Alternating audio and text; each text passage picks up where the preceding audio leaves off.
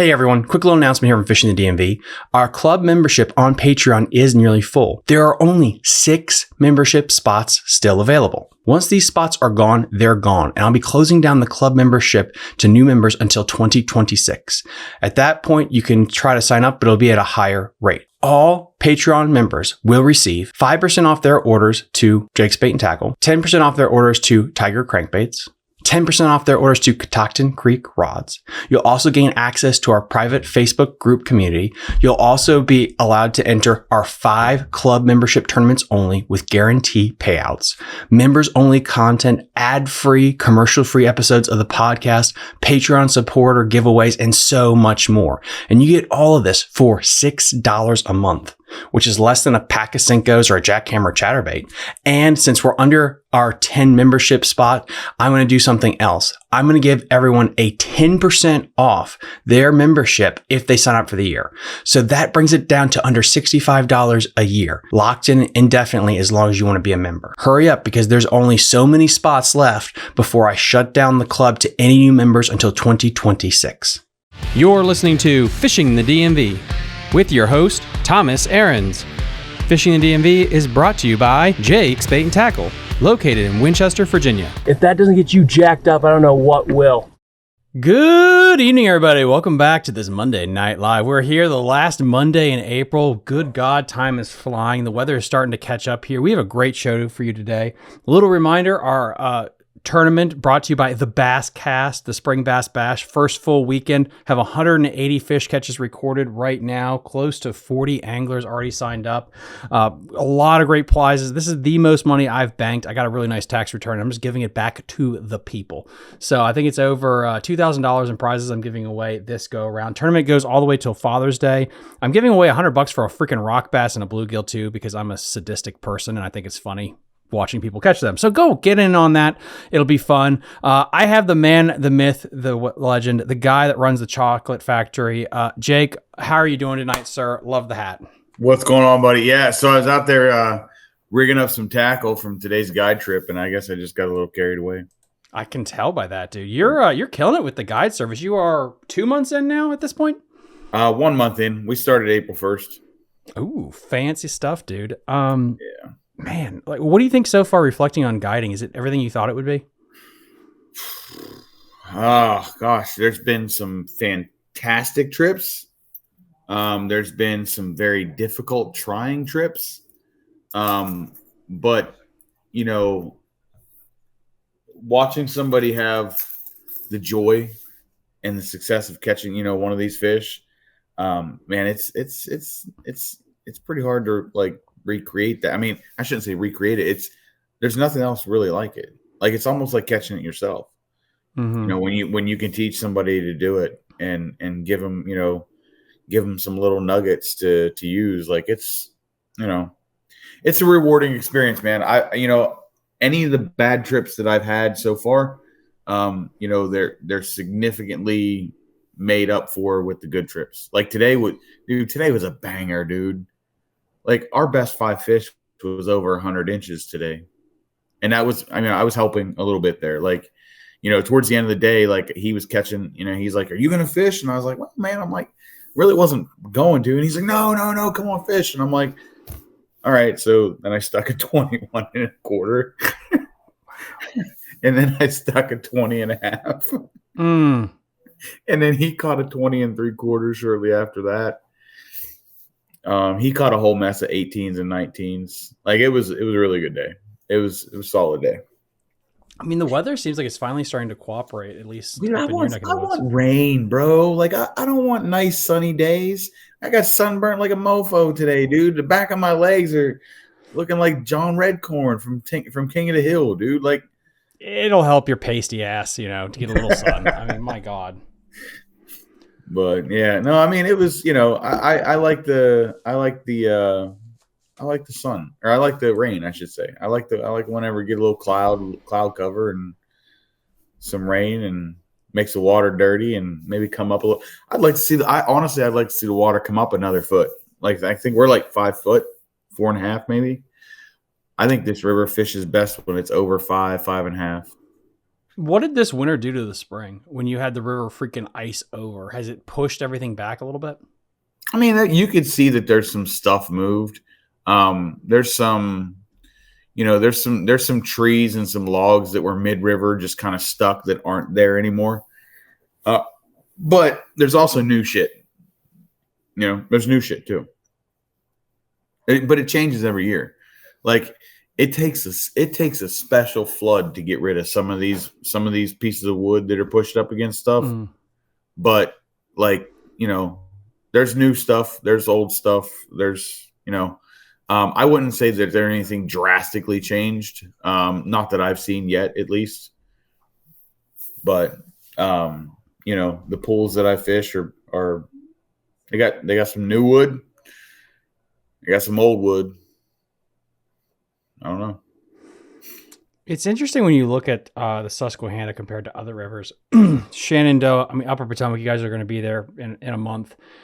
Yeah. You talk about fishing the creeks is interesting. And I've had people on the show talk about this before, where it's a unique Susquehanna pattern because you have so many feeder creeks up where you're at that you can have a pattern of that. The Upper Potomac's got like 3. That's about it. You guys have what, 100,000?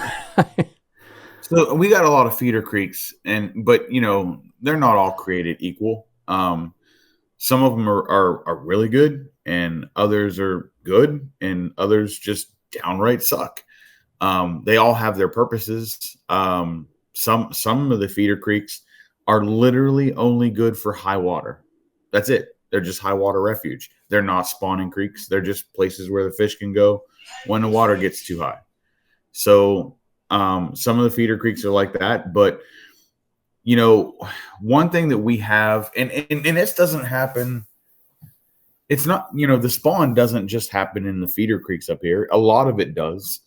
A lot of the adult, very experienced fish will go up into the creeks and they do their habitual thing. I honestly think that the same fish that go up in the creeks are the same ones that go up every single year. I think that's just what they do. I think that's what they learn to do. And then I think the fish that spawn down in the river probably stay down in the river. And they're like, you know what? We got plenty of places to spawn down here because there's giant islands everywhere we can get behind. So, it's a unique river, but it's because of how big it is.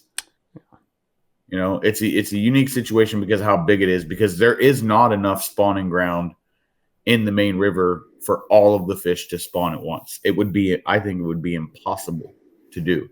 But I also don't think they're all going to spawn all at once. I think there's 2 or 3 waves of spawning fish that there's certainly 2. There's probably going to be 3 waves. Depends on the year. I agree with that. And again, unless if you're listening to this show when it gets re-uploaded or right now, it is such an immense body of water. You can't appreciate it unless you're there because, again, Shenandoah River, Upper Potomac, it doesn't have the same size ecosystem where you can have we pre-recorded an episode with Jake House actually last week. And that was something that's interesting. Is you can't fish the whole thing. Like even tournaments that go there, very few say fish the whole river. It's sections. That's how massive it is. Almost like the Mississippi River. And that's fascinating because, one of the questions we have here we'll get to. He talks about the New York, Pennsylvania area. We got Joe S. It says, Jake, I always appreciate your perspective on the Susky. The bass were on beds starting Wednesday in the section that I fish, which is the New York, PA border. Guys, think about that to show you how big the Susky is.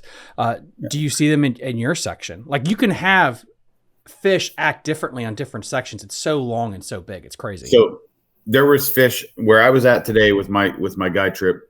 There were fish in all 3 phases. There were some fish that were bedding, and we left them alone. There were some fish that were pre-spawn in some pre-spawn staging locations, and we busted the shit out of them.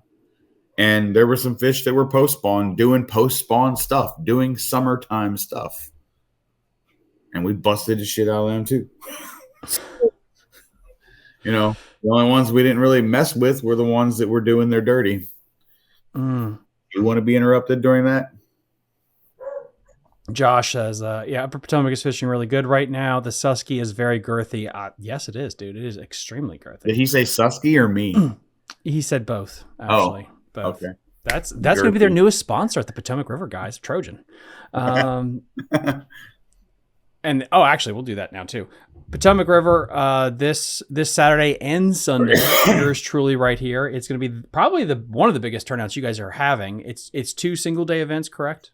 Correct. Yeah. So this weekend coming up, MAKBF is going to be on the tidal Potomac, and we have a huge sponsor with Charles County Department of Recreation and Charles County Rec. I always forget their name. They changed it last year. They made it a mouthful, but they are a fantastic, visitors bureau to work with. We're incredibly happy to partner with them again this year. And we're really hoping that people take advantage of stuff on the Maryland side, specifically in Charles County, because that's probably where most of the best fishing is. But if they choose not to fish on the Maryland side, we are still putting the awards close to the 301 bridge. That way, if somebody wants to come on down I don't know what I think it's called. I don't know what the bridge is called down there, but it's the bridge. You go over it, you come to our award ceremony on Sunday, enjoy some fine eats at the eatery there, and give away some money. But yeah, it's going to be a big event, man. And the tidal Potomac is always one of those fisheries that always just puts out for us. We always have good numbers there. And we're partnering with 2 different, I guess there's at least 4 clubs fishing over the weekend.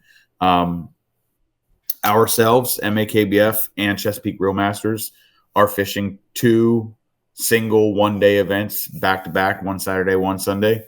And then NVKBA is also participating with us on Saturday. And then on Sunday, there's another club, River Runners, I think is the name of it. They're out of like Delaware, Eastern Shore, Maryland type of area. They're going to be down there with us on Sunday as well. So there's going to be a lot of opportunity for a lot of money and a lot of like triple and quadruple dipping. So, people don't want to miss out on this. This is going to be a big deal. It's going to be a lot of money given away.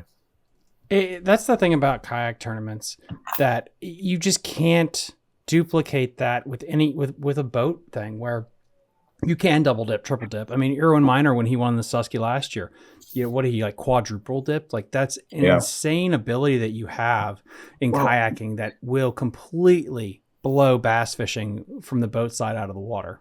Yeah. I mean, it's a cool situation, especially when competing clubs can work together. And it's not about working together for our own benefit. It's about working together for the anglers, because kayak anglers are not boat anglers, right? Kayak anglers historically don't like to spend a lot of money. Compared to what boaters spend, if you tell us that a fishing tournament's going to cost $1,500 to fish a weekend, people are going to be like, oh, pump the brakes on that. I got this thing called a mortgage.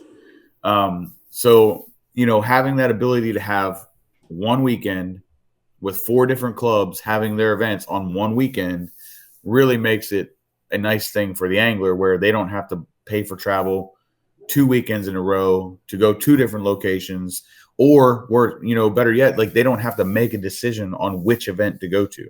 Mm-hmm. If an angler participates in all 4 clubs, they literally can go this weekend and fish all 4 clubs and not have to make a choice. So it's not even about the competition between our clubs as much as it's about making sure the anglers have the best choices and options available to them. And it's nice, though, because of how it's formatted, you can enter all the clubs at once. Like, why wouldn't you? I mean, it would. Well, some people money forget. on the table. But there's also, dude, they're that's a couple $100 too. Like, I'm not sure what NVKBA is, but I know for MAKBF, it's going to be $50 each day, and then I think NVKBA is similar. I think River Runners is similar. So you're looking at potentially like $200, maybe more, 200. Which is less. 300. Devil's advocate, it's less than a BFL entry fee. I mean, yeah, we don't like glitter boats. I was going to say, I thought you were going to say boats in general. It's like, oh well, can't say that no more. You can't. Stupid boaters, stupid boats driving around really fast, making all that wake. We got P.S. Smith on Instagram that asks, what is the water temperature you're seeing right now in the Susquehanna? 60s. It's this morning was like 58 and it got up to 61. It's been hovering around that. It's gonna get stupid ass warm tomorrow, so you might see a crazy jump over the next day or two. But I think tomorrow is supposed to be in like 90s, which is just stupid. I would like for it to be like 60 and raining. You are a power fisherman at heart, sir. Yes, sir. Yes.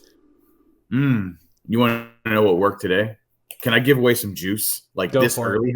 How early are we? Like how many minutes have we been live? Well, let's if you want to do that, we'll hit this one here. Josh says CRM and MAKBF both events each day was $200 each day. No. $200 to fish both That series makes more is sense. both days, is what he's saying. So what he's saying is CRM is $50 each day. We're $50 each day. It's $200 right there off the bat. I would say to enter all 4 clubs all weekend, it's going to be like $300. Probably. That makes sense. Yeah. But, win and reward there. But anyway, give away the juice. Go for it. So juice, and I'm okay with saying this because I literally just placed a replacement order of them, and I ordered a bunch. So I don't know if there's any left in stock, but the core tackle scamper rig. Okay, it's just a straight shank hook. It's got a little weight deal there on it. I'm using this was not necessarily the bait that would have been used today, but a fluke is a fluke. It's a fluke. Fluke's fluke. That's all they are. They're just flukes. There's nothing special about a fluke. It's a fucking. Oh, can I say that? Yeah, you can. It's past okay. it. It's a fucking fluke. It doesn't matter who makes it. They're all flukes. They all do the same shit. They all got some salt in them, right? They're all basically whatever stupid ass color like you pick. But so the scamper rig is the deal, because one thing that a lot of fluke fishermen get is a lot of line twist, and the fluke doesn't do naturally what you want it to do if you put a belly weight on it and all that other stuff. And I don't like to fish a fluke on an EWG hook because I feel like the body gets too kinked up and you end up getting bad hook sets. The best way to fish a fluke is, and historically has always been, nose hooking it on like a little circle hook type of deal, until the scamper rig came out. When I tell you that this thing comes through the water like perfectly, it does exactly what a fluke should do. And on top of that, like when they eat it, dude, you hook the shit out of them.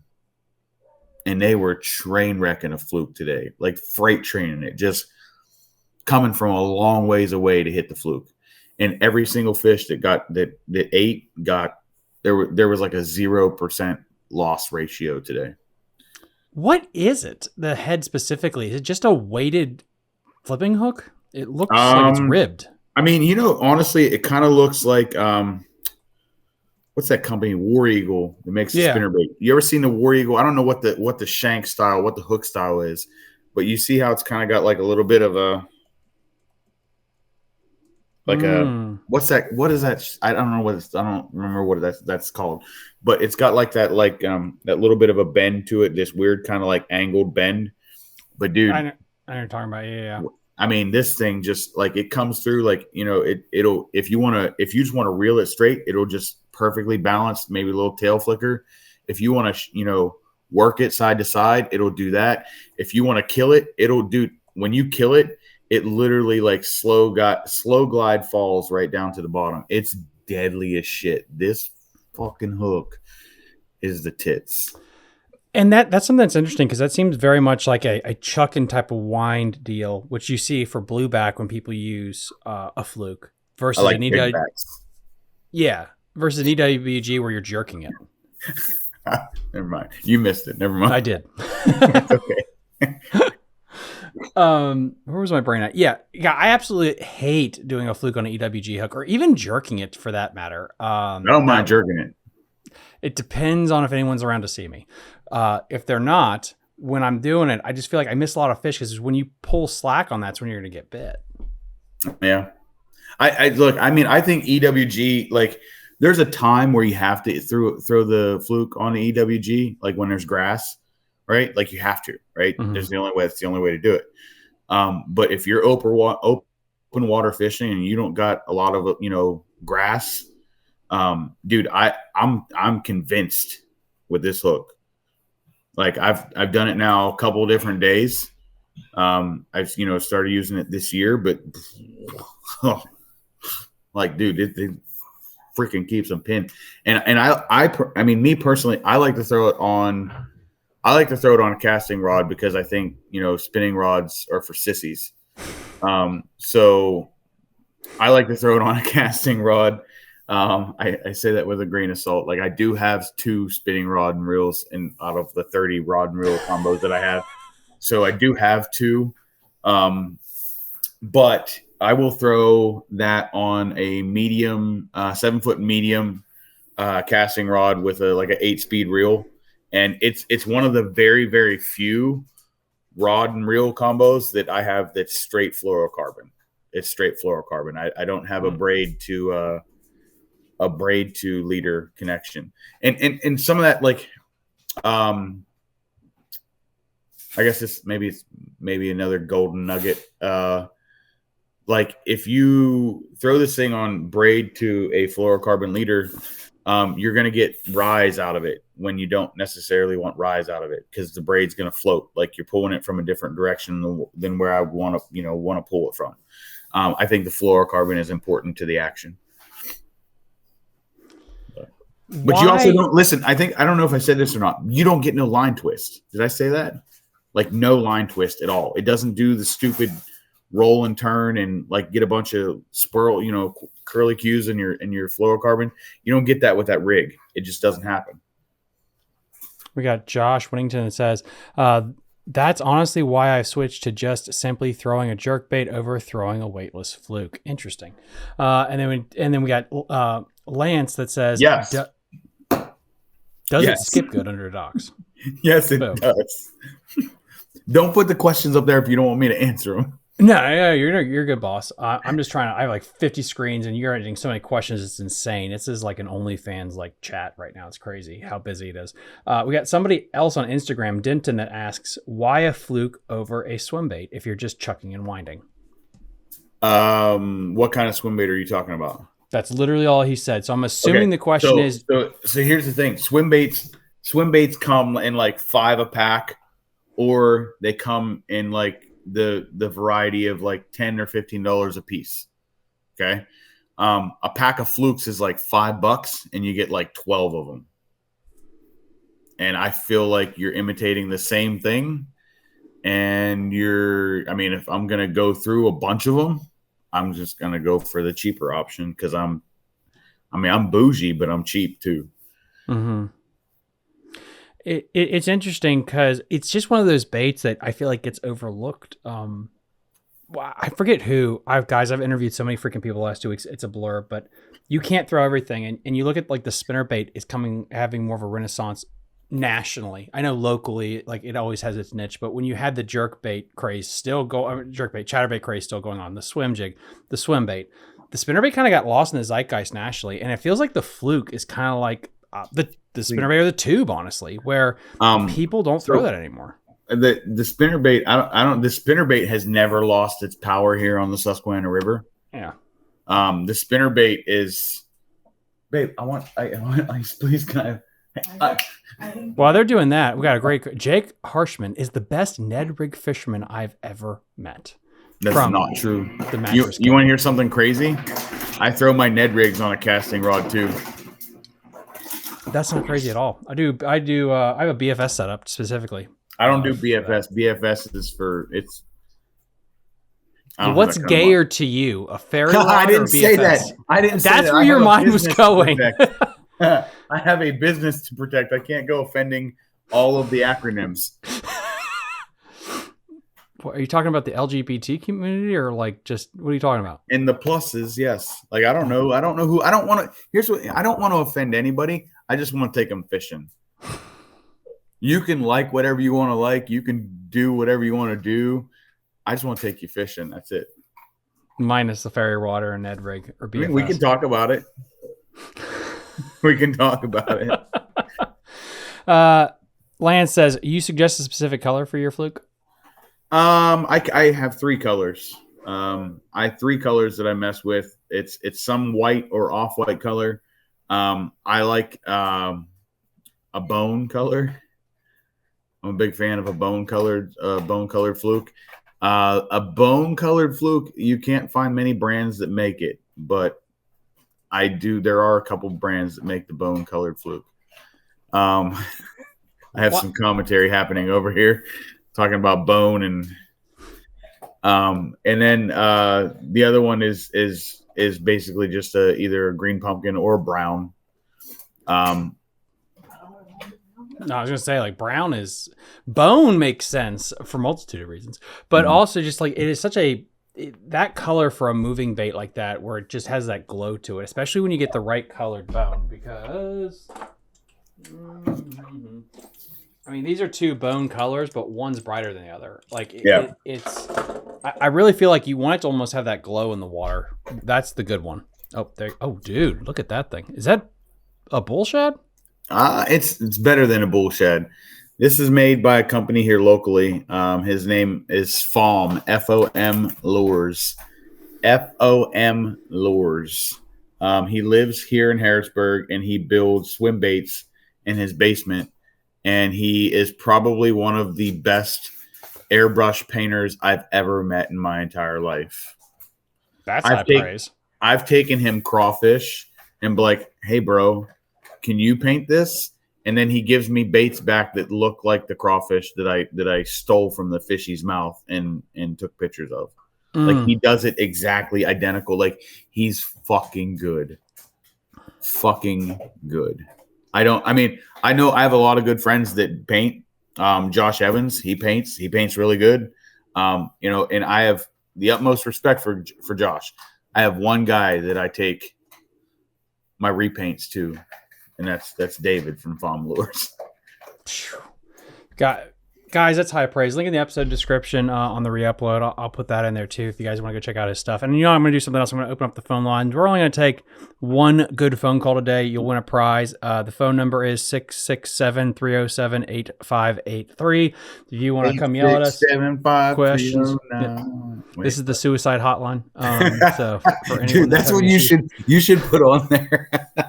You should put that on there one day and just everybody. That's not good. That's not a good idea. That's a terrible idea. Don't do that. From the guy that's giving me advice on the water confrontations, yeah, that's probably. Listen, do we want to talk about on the water confrontations? Because I don't know if I have good advice.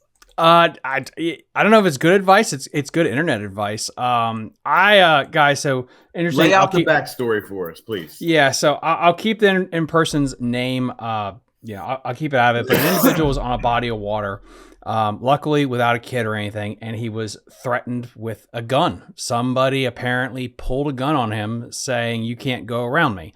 Weren't fishing, apparently just trying to go around him in a creek channel, and the guy pulled a gun on him. My God. And a question I had for Jake, because, if you guys don't know, Jake knows his way around peacekeeping and keeping things cordial up in Pennsylvania. And so I asked Jake, it's like, how do you handle that situation? Just as me, as a cute little Loudoun County boy who's very innocent and doesn't do too many things. I make way too much eye contact with homeless people. That's what my wife told me is a problem. But again, I grew up in Loudoun County. We don't have that. So I have a couple of different answers, and I have a couple of different answers for a couple of different personalities. My most logical and most intelligent advice is, if somebody is crazy enough to fucking pull a gun on you because of something like that on the water, do you want to test fate whether or not they're serious? Do you want to test their mental well-being and having that confrontation? That's my advice. If you want to test fate, if you want to test their mental well-being to see if they really truly are crazy or if they're just trying to pretend like to be their, Billy Badass, then continue with the confrontation. I wouldn't recommend that. That's not my recommendation. My recommendation is to back away, get as much information about the person in the boat as you can, and then call law enforcement and let them handle it. Now, that being said, if you're pulling a gun on somebody, be fucking careful, because there's a lot of people, self included, that always has a gun on them. And I'm not going to give you a chance to warn me that you're going to shoot me if you pull a gun on me. I'm just going to fucking blast you. I'm going to empty the magazine if you pull a gun on me. Whether I hit you or your boat, somewhere there's some holes in some stuff. It's interesting because a lot of the comments and the people I've shared the message with are like, well, I carry, blah, blah, blah. And it's like, this is not Tombstone. This is not how the real world works, where you guys both, drop off your... It is Virginia. There's certain parts of Virginia that it may still work that way. I've been to those parts of Virginia. I guess it's...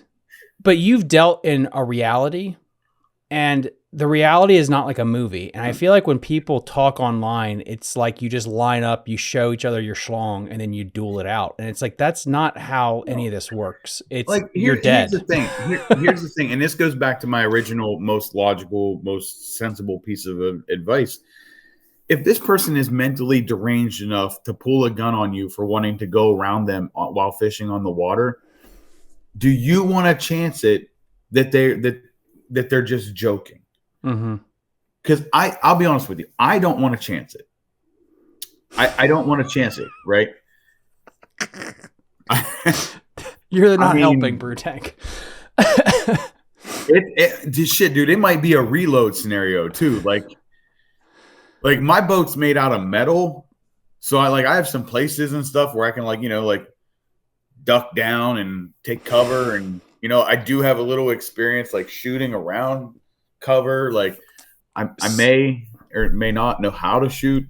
I just my biggest thing is don't chance it. If you get somebody who's mentally fucking deranged enough that they're gonna pull a gun on you because you're trying to go around them on the water, just call the cops. The cops will have no problems dealing with that scenario. So we have apparently the guy that messaged me. He is on the line. Let's do this. Let's see. Lance, are you there? It's me. Hey, boss. How you doing? All right. So the way that went, we went to the ramp and we went down through the channel, and the guy was parked on the right side of the channel fishing. So we eased up and was going to ease by him, and he said, go behind me. Well, that's where all the stumps are in Briary. We would have tore the boat up. So we said, the channel's right here. He said, I don't give a F where the channel is. Go behind me. So we eased on through, and he pulled the pistol out.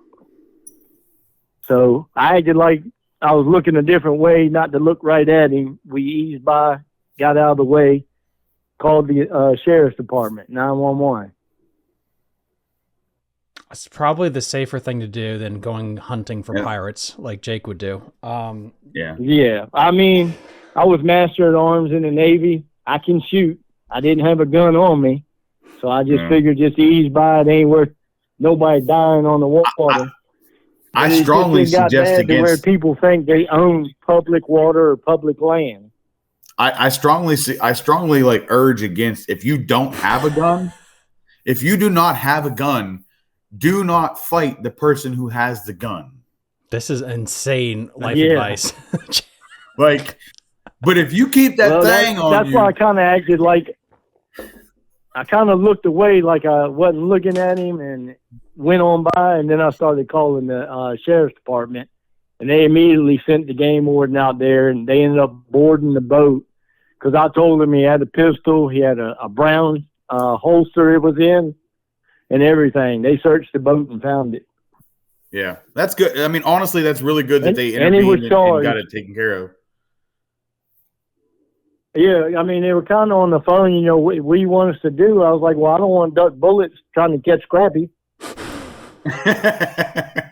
See, I mean, I spent a decade of my life in PG County, Maryland, so I stay strapped or I get clapped, like that's kind of the mindset that I had living down there. And, I even on the water, well, I man. guess now if you're fishing Briary, you need a second chance vest. I mean, look, I'll be out there in a Kevlar, dude. I'll be out there in a Kevlar and a plate carrier with an M4 hanging off my shit, catching smallmouth on fucking top waters. That's going to be Trey's next inflatable is the one that can. I need Trey to weld me a gun mount on. I need a turret mount on my shit. I mean, it's sad that it's like that. Normally, I'm fishing. I got a 14-year-old boy. Normally, he's with me. Yeah. And I mean, luckily, it wasn't him. I was with somebody else. But it's just sad that it's getting like that over fishing. It brings me to an experience that I had. I live in Harrisburg area, and Harrisburg is the inner city, really. I mean, it's not as bad as some places, but me and my son a few years back were walking the sidewalk steps down there along the river in Harrisburg, and there was this homeless guy, and you could tell he was cracked out. He was on some stuff. His pupils were big as shit. And he come up and he's like asking us questions and like, you guys fishing? Like, and I'm like, I'm thinking to myself, no, I just walk around with this fucking rod and goddamn hooks hanging from it for no, yes, of course. Well, my answer is like, yes, sir, we're fishing. How are you today? And he's like, oh, I'm good. I always catch fish down here on Helgramites. And I'm like, we don't have any Helgramites on us today. We're just out here throwing spinner baits and topwater. And he goes, no. Like, he gets angry. He's like, he's like, you got to throw Helgramites. And I'm like, well, we don't have any. No. Like, he starts freaking out. Like, you got to throw Helgramites. And, like, he's balling his fist up and shit. And, like, at that moment, I just kind of, like, raised my shirt a little bit. And I showed the pistol handle. And I was like, bud, you need to walk the fuck away. Like, me and my like, 14-year-old son are out here trying to fish. You need to walk away. Like, just go away. Well, they did get out there pretty quick. They boarded his boat and found it. He got charged. They called me, and they're going to get with me on, I reckon, going to court. Yeah, you're going to have to go to court. Which I'm glad. I mean, you got to think, how many times has he done this? Yeah. And got away with it. Usually when somebody pulls one, they've done it before. Yeah, that's true. Lance, no, I really appreciate you calling in. I'm gonna shoot you a gift card since you were the first caller of the night. But yeah, dude, please don't get shot. Yeah, I'm trying my best. All right, dude. I'll talk to you later. Bye. All right. See y'all later. See you, Lance. Yeah, that's terrifying to have your kid out in the water potentially, or what you ran into, and to having those kind of issues. That's wow. Yeah, I didn't, the dude was getting so animated and so amped up because I wasn't gonna throw Helgramites. Like, he looked like he wanted to fight, and I wasn't gonna take that chance. Harrisburg's pretty hood. Is the hood? Yeah, it's PG. Oh my God, I'm from PG County too. Yeah, that's why he knows, bro. Mag dump. It's mag dump. And you got to shoot like this too, like sideways. And he says totally booking a trip to shoot. What do you mean, like to fish? I mean, listen. If you want to come out and shoot shit on the islands, we'll fucking bring our guns and go shoot shit on the islands, and then go catch smallmouth. I don't give a shit. Like they're state game land islands out here, so we can just shoot shit. We can pretend like we're hunting. This testosterone thing is interesting where it comes, like, I think somebody in the comment section about throwing lead, was it Josh said, if not always carry a 2 to 4 ounce weight, you're gonna throw it against somebody's boat. But again, it's like same things, like you don't know who's packing. It's, and again, it's like the Florida incident that happened where that guide, who got prosecuted, rightfully so, jumped on somebody else's boat. I think you've probably seen that viral video of that guy. Yeah, but I mean, when you say he got prosecuted, let's wait. Because there is no judicial system in the United States of fucking America that operates that quickly. He may have been summoned. He may have been given some citations, or he may have been indicted, or he may have had a criminal complaint filed against him, but nothing is adjudicated yet. What I foresee happening, and I say this, I will preface this. I am a veteran myself, right? But this man, I believe, is a veteran. And what I will see happen is that veteran status will be used in a way to circumvent him having to pay the piper for what he did. He'll claim things that, this made me do this or this made me do that. I've seen it happen way too many times. I've seen it happen, and like they even have specific programs for it. Veterans Justice Outreach out there to keep veterans from going to jail for having momentary lapses in judgment. Which I don't necessarily know if this was a momentary thing for that gentleman. It seemed like he may or may not have done that before. But I would hold off on saying that he was held accountable yet. Let's wait and see what the court says whenever they finally go through the system. Galmar on Instagram says, depending on the body of water and the state that you're in, if somebody even touches your board, that gives you reason enough to be able to shoot them. I have no idea if that's true. So please I'm not going to test that one out. Yeah. Now, I will Spartan kick someone who tries to get on my boat. But I don't necessarily know if I'm going to fucking shoot them. That's a fun topic that I think I need to have somebody else on, a lawyer or something like that. We should do not listen. Let's preface this live with, in no way, shape, or form is Thomas or Jake telling anyone that they should act in self-defense or carry a firearm, especially if you are not licensed or legal to carry a firearm. We don't suggest that you take our advice and use it in any way, shape, or form. We are not experts. We are merely assholes on the internet. Over. That's it. Derek, you've never been arrested in Florida. Okay. I have not. I get it. I understand Florida. Florida is like, I get it. Florida's Florida. But what I'm saying is I just, I don't have a whole lot of faith in the criminal justice system anymore. Interesting question here. Why is the Schuylkill River not really talked about? I did not say that correct. That, yes. Yeah, Schuylkill. So the Schuylkill is, man, it's an interesting river. So I don't know much about it outside of what I've heard. I've never actually fished it. But what I can tell you is that it does have some smallmouth. It does have a decent population of smallmouth. So I can answer this question easily without it being a long-winded answer. The Schuylkill River is not talked about because of the Juniata and Susquehanna being within an hour of it. There's no fucking point whatsoever to go fish the Schuylkill River if the Juniata and Susquehanna are within an hour of it. It's just that simple. That's how amazing the Juniata and Susquehanna both are. But the Schuylkill River is a great river. It's great. It's a good river. It's not the Juniata or the Susquehanna. Like that would be like, oh God, that would be like, living on Lake Fork and fishing a farm pond that has nothing but 4-pounders. That's actually a really good analogy there. We got Josh on here too. It says the Schuylkill runs through Philly too. Wow, that's good. So that's got some fun people to talk to. Yeah, they got a good population of flathead catfish over there. Oh Lord. Well, then there you go. Josh says, I can say the last weekend I lost 6 19+ inch fish. I've never been so ticked off losing that many giants in 2 days on the Shenandoah. What were you throwing? What were you throwing? Hooks, everything. I will tell you something Jake bullied me into doing, which has helped a lot, is increasing everything from my 6 gear ratios that were from the boat to 7, 8, 9. My God, having those faster reels in a kayak is important. It really is. Yeah.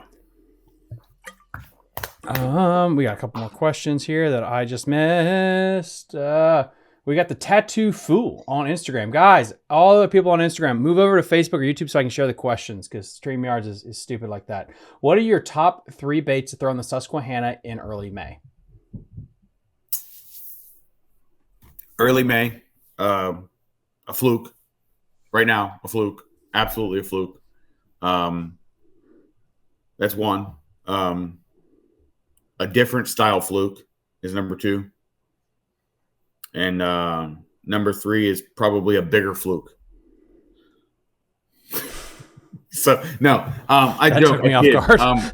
So, I mean, the fluke is number one. But condition can exist and say that the spinner bait is going to start playing heavy, and these fish are going to start eating top water here pretty soon, if they're not already. There's probably been some top water fish that have been caught, but they're going to start eating top water, especially whenever they come out and they're post spawn and they're in that shallow, the shallow, fast water for that cooler water, those riffles, the oxygenated water where they're sitting there and they're recovering.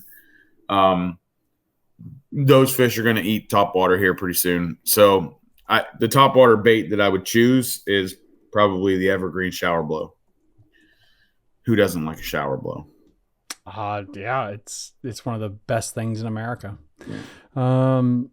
Yeah. I would definitely think top water is going to start playing here for all my top water addicts out there. Glide bait too, guys. I mean, that's going to have its place here for a hot minute before it shuts down. So here's the thing. Whenever we're talking about baits like that, I hate to make a recommendation for a glide bait or a big swim bait like that, because not everybody has the equipment for it. Mm-hmm. And I would hate for someone to go out and spend $100 on a glide bait and then try to throw it on the wrong rod and break it off or cast it off or something like that.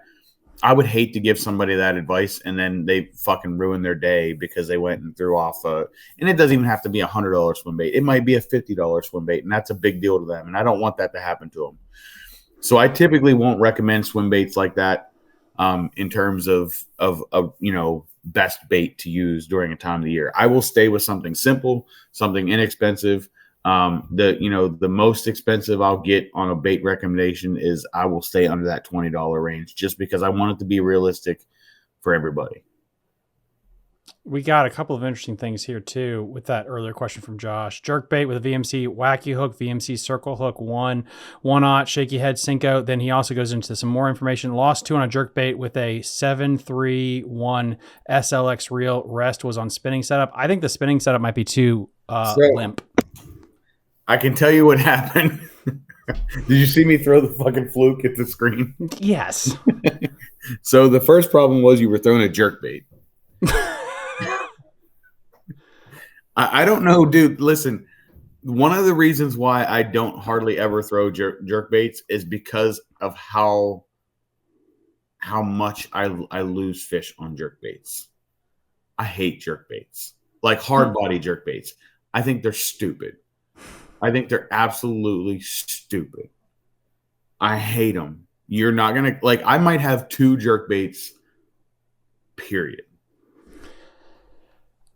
That is a belief to have. I mean, you're not, and everyone's entitled to be wrong. I think it comes down also to the treble hook, the rod, everything like that. Like, I really enjoy those. Very mature. I really enjoy those Aaron Martin's finesse trebs. If you're gonna have those. I will say one thing about those treble hooks. I use those on my crankbaits. Oh God. On my like lighter crankbaits, dude. Those fucking hooks. Sticky sharp. Yeah. And they stay sticky sharp too. I'm a big fan of Spro crankbaits. I love the Spro rock crawler. I love the Spro MD50. Those are probably 2 of the best crankbaits ever made. Great colors you can get from them too. Dude, it doesn't matter. Listen, it doesn't matter. Color's so stupid, dude. I you know how many crankbaits I go and I buy, and if you go look through my box right now, there's 6 or 7 rock crawlers that are just painted black with a black Sharpie.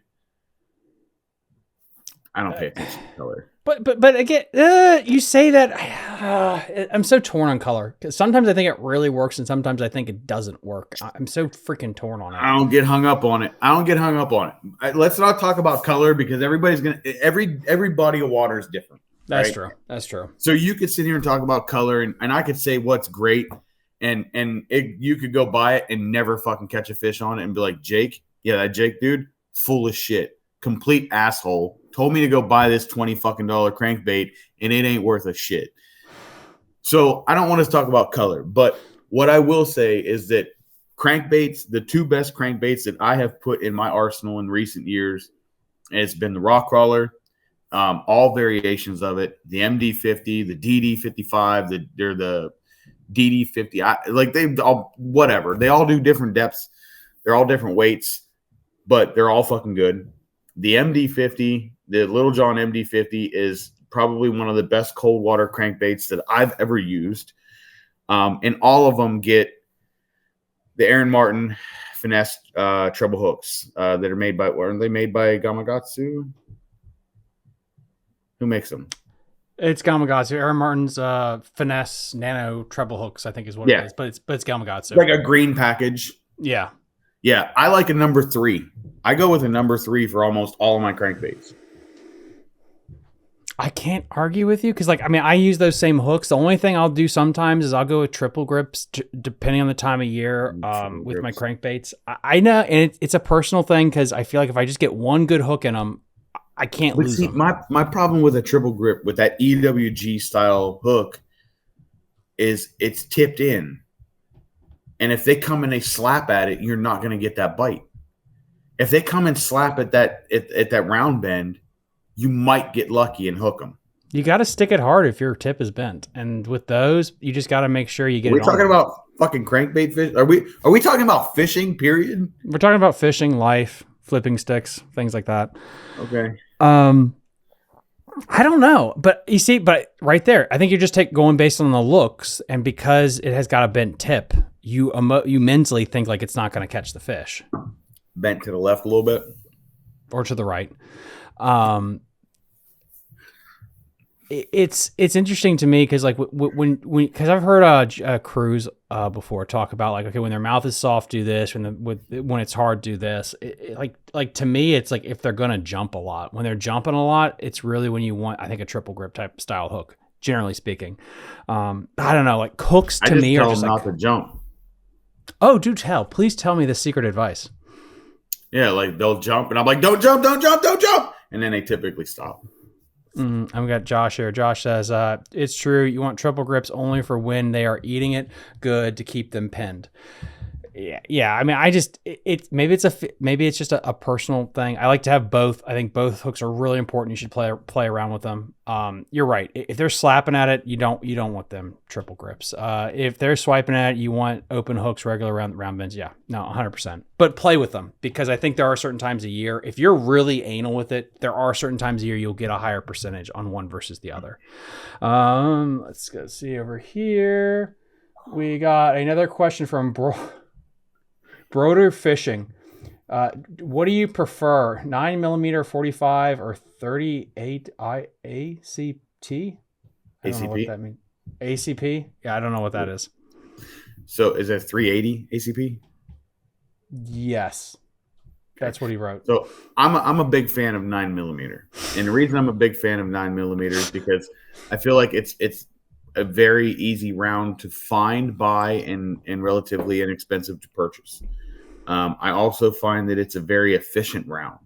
I feel like you get not as much arc as you would get with some of your heavier rounds, and it has a good amount of stopping power. It will stop a large frame man. A large frame man will be stopped by a 9mm. I would like to again repeat.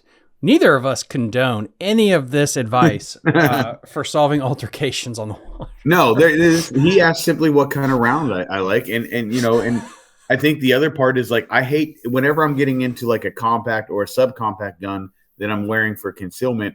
I don't necessarily want to have a big gun. I don't want a 40. I certainly don't want a 45. I want something that's going to be able to be concealed because I want to surprise you. If you pull a gun on me, I want it to be a surprise that I have one too. So, the 9mm enough stopping power, and then you still get round capacity for the magazine. Most of your compacts or subcompacts, you're looking at 8 to 12 rounds that you can still do. Double stacked, you can certainly probably get 12. Single stacked, you can probably get 8. But I prefer the 9mm for sure. There you go. That is the first time that question has ever been asked and or answered in 3 years on this show. So oh my God. Okay, Lance, 9mm is for wounding to take more men out of the body. Okay. This is taking a turn, guys. I did not have this on my bingo cards today. You had no idea that this broadcast was going to get put out for like people who like SHOT Show videos and stuff now. Yeah, and people who want to remove the You homeless just opened population. yourself up to a whole new fucking realm of YouTube. Oh my God. All right. I got Al here. That's why you carry a 357 SIG, granted harder to find and more expensive. All right. Well, there you go. What the fuck is going to happen on the water? I talked to Jake House about something that was interesting about this wing dam down in Lower Harrisonburg. What do you think should be done about that dam that's down near Harrisonburg proper? It's created that nice little pool for everyone to be able to. Hold the fuck on. Hold on. Well, let's reverse. It's Jake Hausman. Isn't that what I said? No, you said Jake House. It's Jake Hausman. He's a weird little ginger dude that fishes the river. And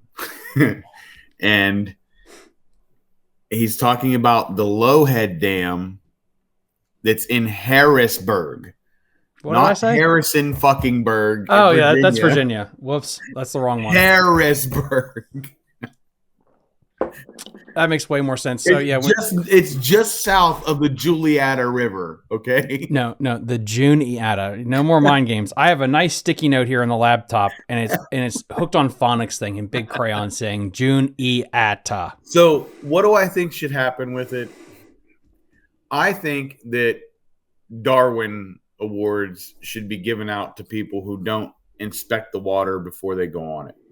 I think the people that don't follow the law as the boater law, like the book that says that fucking Pennsylvania publishes every year that says you cannot go within 100 feet downstream or 200 feet upstream of a Lowhead Dam. I think that people who violate that should be fucking prosecuted, because even though they're dumb as shit for doing it, they're putting a firefighter's life at risk whenever they fuck up and they have to come save them. So if you're willing to put somebody else's life at risk to save your dumb ass from doing some dumb shit, you should be prosecuted for it. I think if you just started prosecuting people and holding people accountable, that dam is perfectly okay where it's at.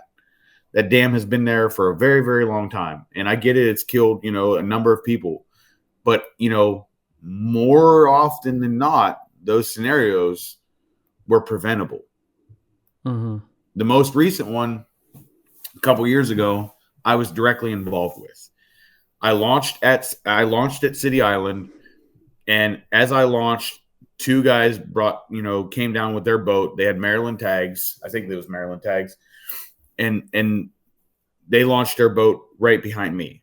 And the gentleman, as I was parking, asked me as he comes up, he's like, "Is there anything down here we should know about?" And I'm like, "Have you never been here before?" And they're like, "Well, we fished here once a long time ago." I'm like, "Okay." I was like, "Well, there's a Lowhead Dam just downstream from here. I wouldn't go past the train bridge," is what I told them. He's like, "Oh, that's good to know. Good to know." It wasn't even 30 fucking minutes later that Harrisburg Fire and Rescue launched their river rescue boat and ran the chute over along the east side of the river, which is about 7 to 8 feet wide, and it's a huge rush of water coming down and then spits out to the downriver. It spits out to the right, and if you go straight, you're going to run into a bunch of boulder rock and some chunk rock from some steps that have fallen apart. And if you don't go the right amount right, you're going to run into some more boulder rock. And once you go the right amount right, you have to bank left or you're going to hit the bridge pier. Like, it's a sketchy spot to run. But Harrisburg River Rescue had to run it to get down there to save their lives, those people's lives. And one of them didn't make it. One of them died. But they knew about it. I told them about it. And they still went out and pushed off, had motor problems, didn't throw out an anchor, didn't do anything to prevent it from happening. Or maybe they didn't have the equipment to have it from happening, but those were their mistakes. So what I think should happen is I think they should leave it alone. I think they should start prosecuting people for it. And if unfortunately they die, then prosecute their families. Make it a penalty to do dumb shit. If you do dumb shit, you win dumb prizes. Yeah, and I think the dumb prize is, you're no longer this mortal coil. That's the prize. Like, and you can kind of leave it at that too. I don't know. It's interesting. Like, I mean, buoys, I guess you could say there. The buoys move, dude. The buoys get moved by shit. Every high water event, the buoys will get moved. I tried. Yeah, no. So right now, it's being, there's a lawsuit filed right now against the city of Harrisburg because they didn't put out buoys to warn these people, but the boat ramp has a fucking sign on it that says Lowhead Dam this way. Mm-hmm. Like, what does the city have to do to keep people from doing dumb shit? And here, let me also say this: if somebody's listening that was involved in that incident, whether the survivor or maybe the family members of the person that deceased, I'm incredibly sorry that you were involved in that scenario. But you should have done better. You should have done your research, and you should have made sure that you were following the law.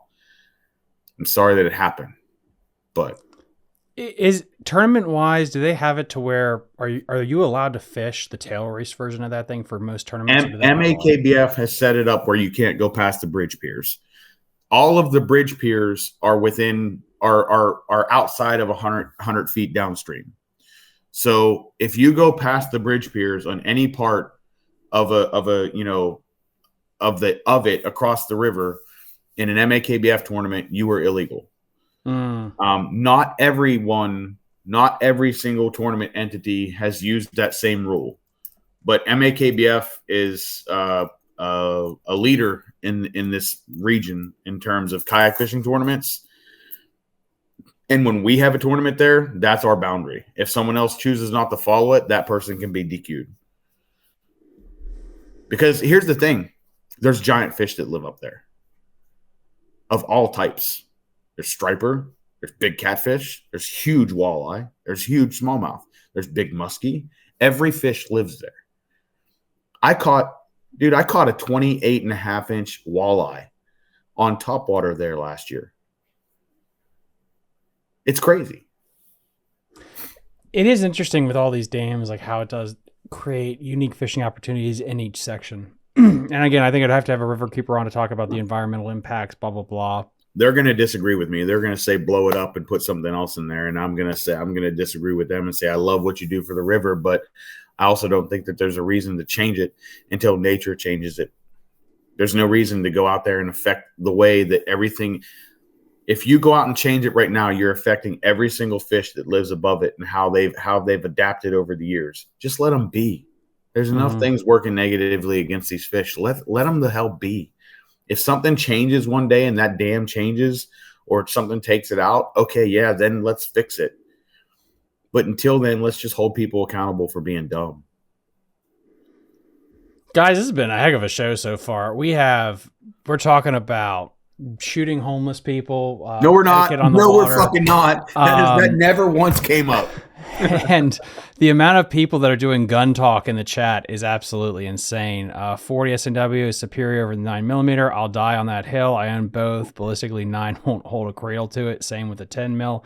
Let's see. Got Josh. I can't wait to get back on the river. This is all like insane. For best between fishing and bullet sizes. Can't wait to get back out on the river for smallies. All of ours are starting to spawn, so we tend to not do sections. We float for weeks.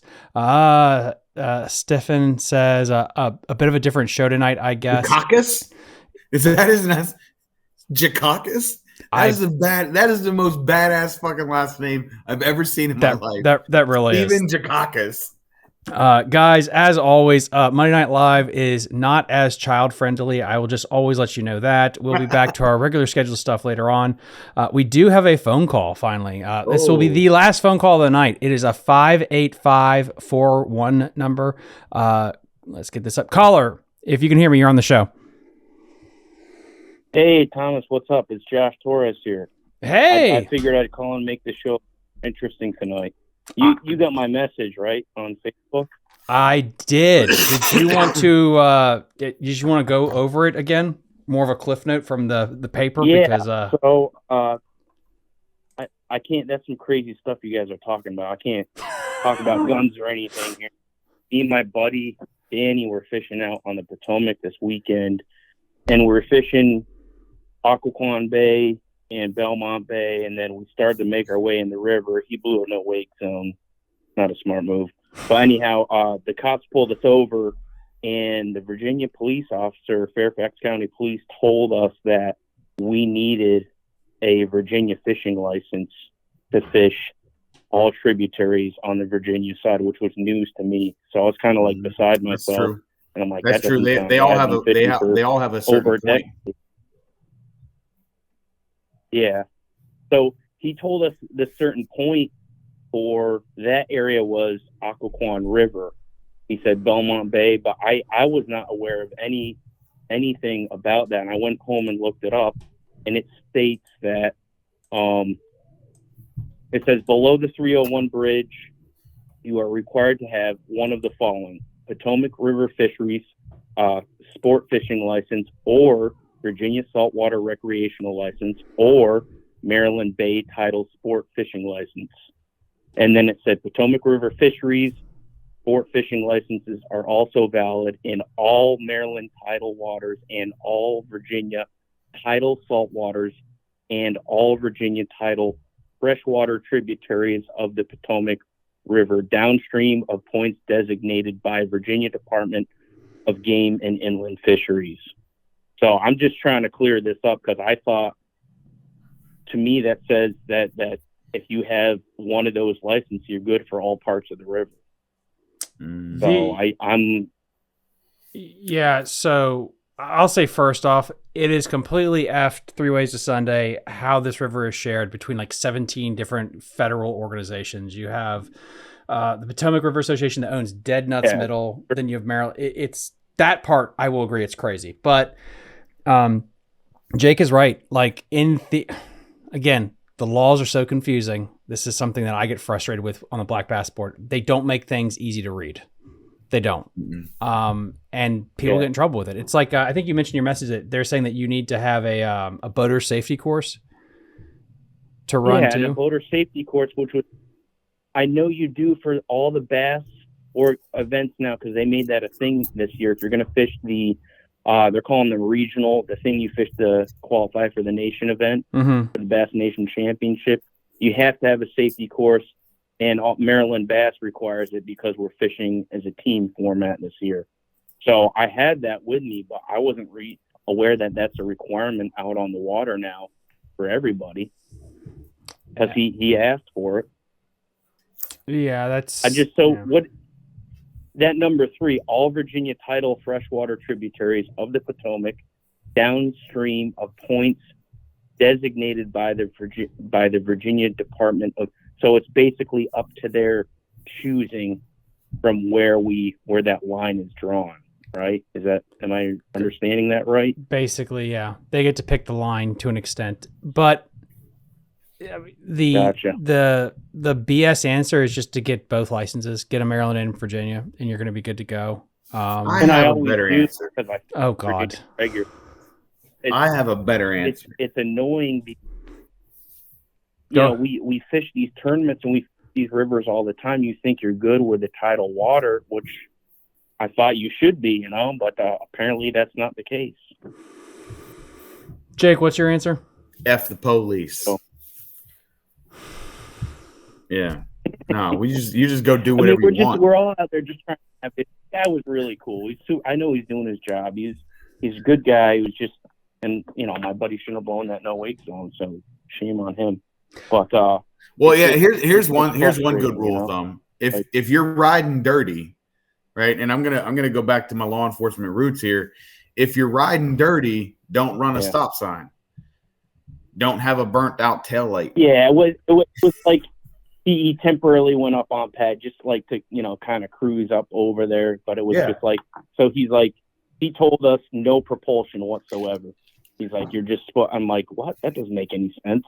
Yeah. So, look, man, I look at it like this, one of the easiest arrests to make is somebody who did a traffic violation, and then you come up to their car and they got they got weed or they're drunk, right? Like if you're not following the law and you break a law, like you're asking for trouble. But I mean, I don't know. I think the whole licensing aspect of the states that share water, they really need to work better together than they do. They do. That's the main thing.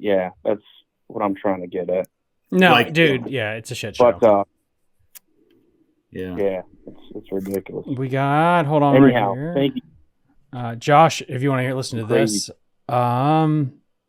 So we got Army Outdoors 88N. He says a lot of states require boater safety cards. I've had to do it in every state I have been stationed: Kentucky, Washington, California. I just completed the Virginia one ahead going to the Pentagon. I completely agree with what everyone is saying here. I have a Sauger P3024. I don't know. Sig Sauer. Okay. Sig fucking Sauer, Thomas. Sig Sauer. It sounds like a drink a blonde would order at a bar. Well, honestly. it will kill you. So they're probably equal. The blonde that orders that drink and the gun will probably kill you the same time. Oh shit. Dude, thanks for calling in. I will I just messaged Steve Chaconis about this as well. Yeah. Thanks a lot, guys. Appreciate Thomas, it. I have an idea. Why don't you do a show or do a video where you get someone from Virginia and someone from Maryland come on and talk about the licensing requirements for the major fisheries down there, the Potomac and any other border water, whether it's the Conowingo or the Deep Creek, Yaak River Lake. Like talk about the border waters and let people know what they need.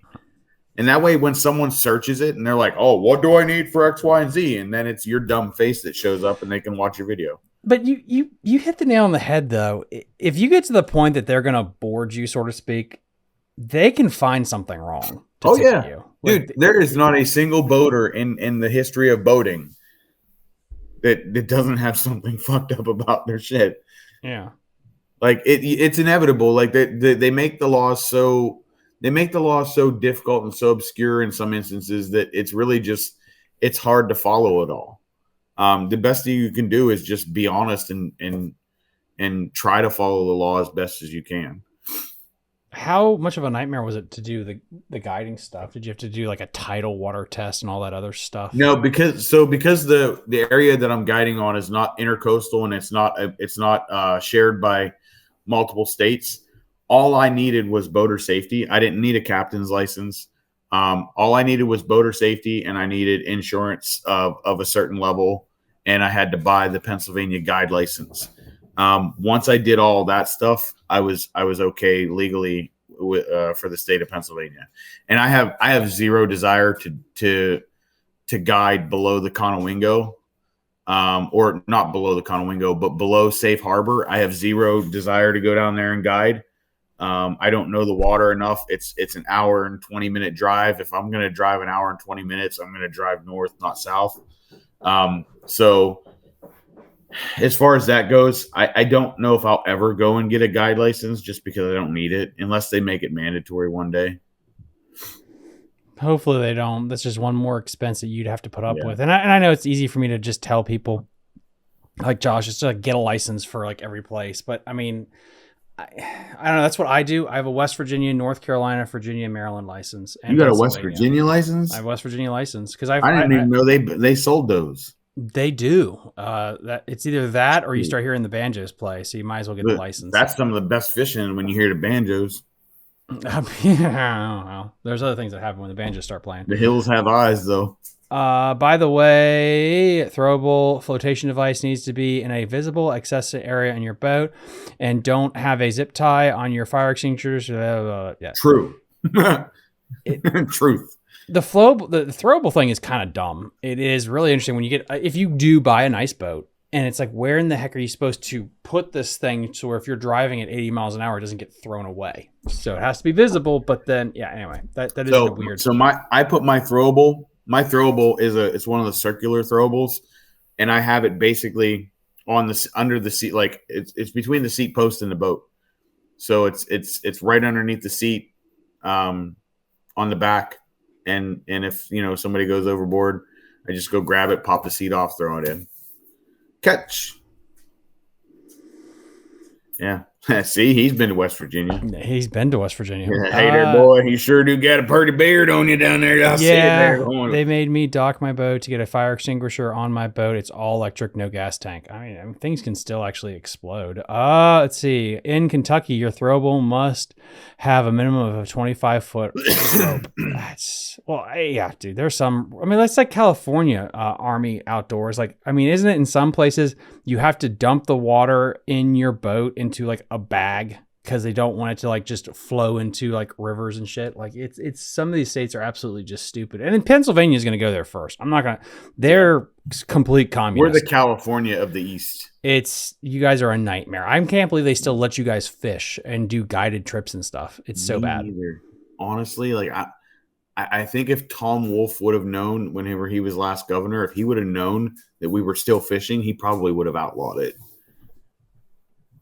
Josh, when they should end up like a kayak, they only need to have a whistle. So I got arrested with an inflatable kayak. We were swimming down the Shenandoah River when we were 18 and 17, and we got in trouble because we didn't wear a life preserver. You need to wear a PDF if you are floating next to a PDF. You have to wear an Adobe file. So that is it. That's okay. Whoops, you're correct. That's wrong. Yes. We bought Walmart inflatable, and they look like a canoe kayak thing.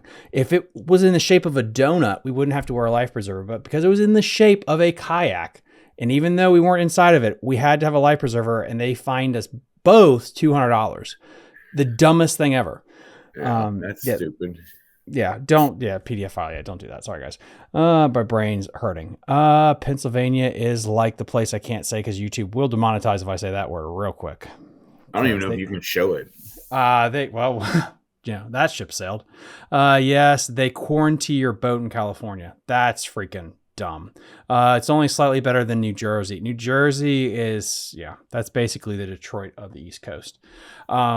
I think, guys, I got through all the chats. It's amazing. My God, this is the most gun talk I've ever had in the history of a show. Oh, good Lord. Jake, what do you got coming up? If people want to go get a guided trip with you, shoot people, what do they do? Well, we're not shooting people. If at all possible, we're not going to shoot nobody. So let me run through the gamut. Okay. First and foremost, MAKBF, Potomac River, this coming weekend. It's going to be a big deal. Following that, we got the Delaware ponds, and then the upper Potomac at the end of June, or I'm sorry, at the end of May. So those are our big events getting ready to come up. Myself. So I got the jet boat. I'm doing the guiding. I could be reached at jake@chocolatetownriverguide.com or on any of my social medias. All you have to do is look at Chocolate Town River Guide or search Jake Harshman, and it'll bring up my ugly mug, and I'll probably be making some sexual innuendo while holding a fish. And that's how you can reach me. You can reach me on, in the DMs. You can reach me in the email. You can, if you go to my website, chocolatetownriverguide.com, my contact information is there as well.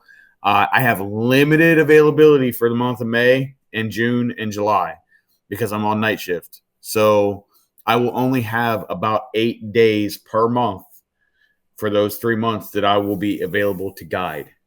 So if you want to book a trip for the summer, you're going to want to get a hold of me fairly soon. Also, there will be a booking deposit for those, because those will consist of early morning trips.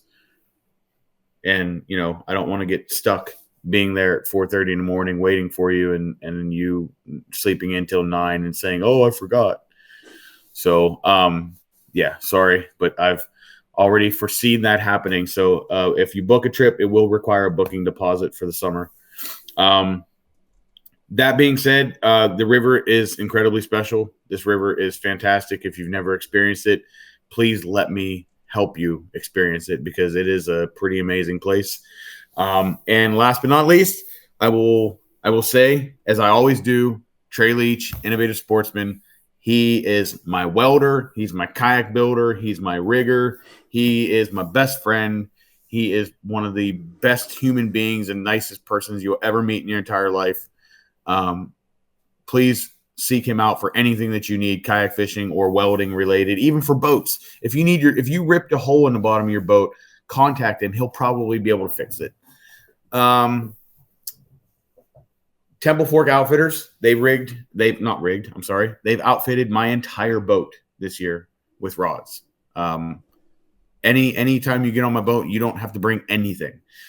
Temple Fork Outfitters has rigged the boat for all my guiding needs. And Wind Rider Apparel and Lakewood Outdoors, they sell tackle. And dude, check this out. Check these threads out, bro. Dude, that's a sick shirt.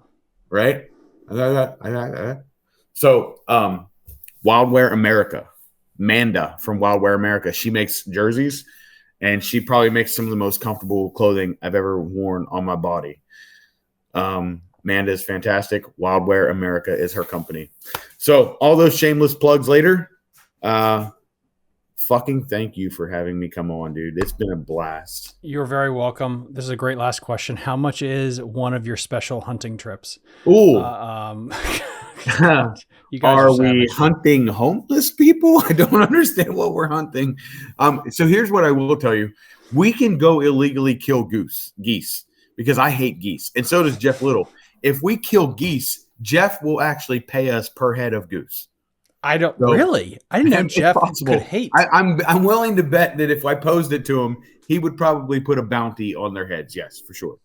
But no, all joking aside, I don't do any hunting trips. However, I have toyed with the idea that if there are some duck hunters that want to reserve an island for the state game lands to go out and hunt duck in the fall or waterfowl in the fall, I have toyed with the idea of being a water taxi of some sort. So. Well, you have multiple people in the comment section that are definitely in if you branch off into into hunting homeless people. I don't think the purge has happened yet. I don't think we're allowed to do this. We do not recommend the hunting of the homeless. It's not okay. This video has already been fucking demonetized. It really has. There is no chance. Don't even mark this one as monetized. It's just not possible. Oh my God. Look, it's a blast to come on here. I hope that I'm as beneficial for you as you are for me, because we're going to see on the re-upload how YouTube takes this one. you listen, even if it's a shit upload and you can't use it, there's a lot of one-liners you can pull off of this and probably get some good content. I will say that I got a plan, I got an idea coming up, and anybody that's made it this far, that's listened this far, will get to know what it is. So I have a great idea for a short. The next time I catch a fish and lose a fish, you're going to hear me say something that's absolutely hysterical. If I catch a fish and lose a fish and I can get the slow-mo of the bait popping out of its mouth, you're going to hear the words come out of my mouth, and it's going to be, she had it in her mouth and the kids walked in. That should be your tagline. You should see how many of those innuendos you can put in each video without getting in trouble. Oh, dude, it's going to be so funny because some of the shit that I've said, like on my recent smallmouth video, like what did I say about if she ain't 280, she ain't a lady. I like to take the big girls to the dance. That'd be also a good one with whatever big fish you catch. Yeah, I literally said on social media that if she ain't 280, she ain't a lady.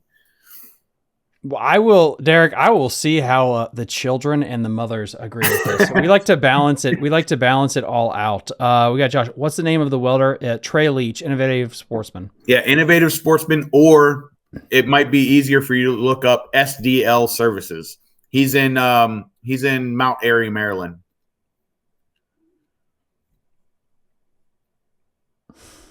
Yeah, I'm ending on that one. Always chasing the fat girls. Absolutely, yes. Never stop. especially the brown ones. The brown ones are the best. Brown Smallmouth. fat girls.